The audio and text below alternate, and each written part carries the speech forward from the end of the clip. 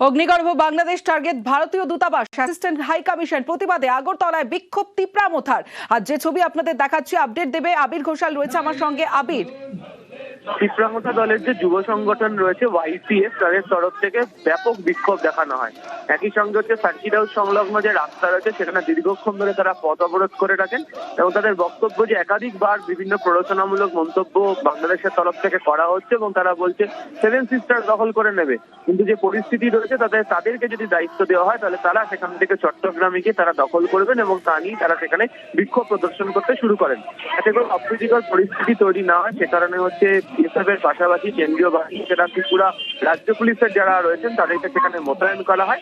এখনো পর্যন্ত তিপ্রামথার যারা সদস্যরা রয়েছেন সেখানে অবস্থান বিক্ষোভ চালিয়ে যাচ্ছেন এবং তাদের বক্তব্য যে উপযুক্ত ব্যবস্থা গ্রহণ করতে হবে। যতক্ষণ না পর্যন্ত উপযুক্ত ব্যবস্থা গ্রহণ করা হচ্ছে ততক্ষণ পর্যন্ত তাদের এই বিক্ষোভ কর্মসূচি অবস্থান চলবে বাংলাদেশের যে অফিস রয়েছে আগরতলাতে তার সামনে। বেশ। চলবে